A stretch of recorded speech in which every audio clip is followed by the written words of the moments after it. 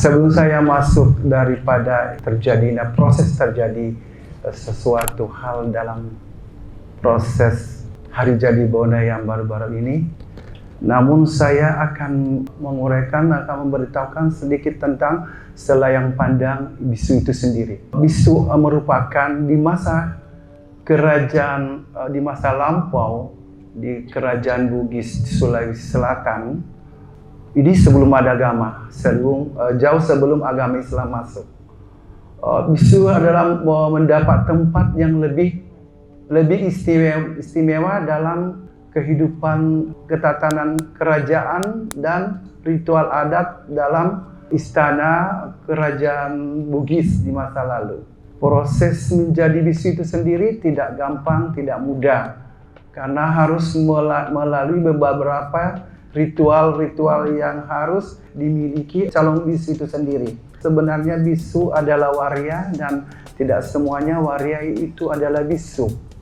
Bisu adalah memiliki pengertian dan kepahaman tentang ritual adat dengan tatanan kerajaan di masa lalu, khususnya dalam budaya yang berlaku di tempat itu sendiri.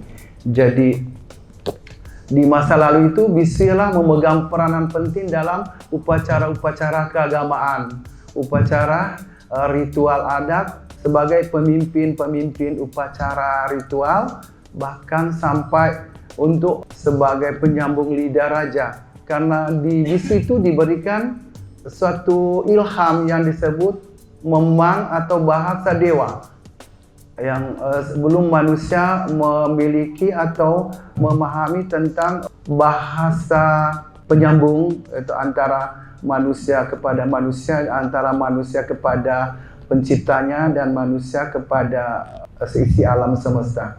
Jadi itulah keistimewaan bagi bisu masa lalu ya, diberikan oleh kepada dewata, karena mungkin karena sumbangan atau ilham yang diberikan oleh dewata sewaya, itu Allah yang Maha Esa. Jadi beberapa ritual bisu itu di masa lalu sangat dihargai dan sangat diharapkan oleh masyarakat umum, terutama bagi pemimpin-pemimpin kerajaan itu sendiri.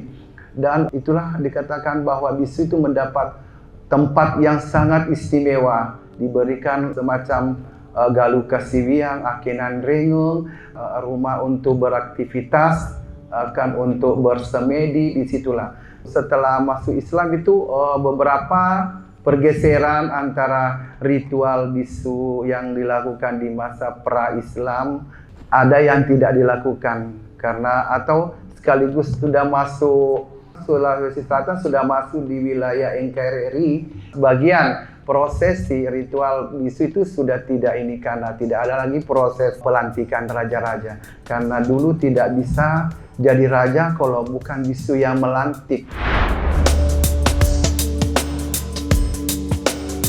Di masa ini sangat menyedihkan, karena beberapa tahun yang silam itu tidak ada kegiatan bisu yang dilarang oleh siapapun, terutama agama itu sendiri yang sekarang sudah mayoritas agama Islam ya. Namun baru-baru ini sangatlah menyedihkan bagi kami bahwa kenapa dan mengapa dan untuk apa ada pelarangan semacam itu. Terus siapa yang mau disalahkan? Siapakah yang menjadi dalang itu sehingga bisu dilarang? Kalau mungkin agama yang melarang, berilah kami pengertian apa, dari segi apa kalau agama yang melarang tentang prosesi ritual itu. Jadi saya sangat berharap, karena kami dari komunitas bisu adalah manusia yang masih awam, belum tahu tentang, tidak ada yang kerja di suatu instansi pemerintahan ataupun dianggap orang lebih bisa kita harapkan. Jadi kami inilah orang-orang yang rendahan, tetapi saya berkeyakinan kepada adat itu, karena adat dan budayalah yang bisa membesarkan kami dan orang-orang leluhur di masa lalu, dan menjadi suatu identitas suatu daerah adalah budayanya. Jadi kalau kita tidak mencintai budaya dan memahami tentang budaya, jadi kita di Indonesia bagaimana terkhususnya, dan terkhusus juga pula kami dari komunitas bisu itu, saya mau bagaimana untuk mengharap ke depannya agar kami bisa beraktivitas kembali dan melanjutkan cita-cita leluhur di masa lalu, sehingga kami bisa bertahan dan sangat mempertahankan dari tradisi di situ sendiri.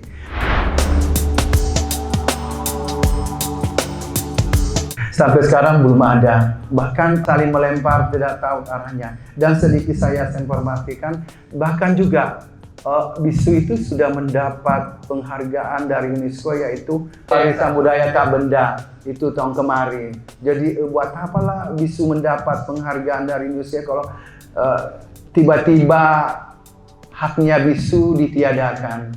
Jadi saya ingin bertanya, dan siapa yang bisa memberikan suatu saya jawaban yang pasti.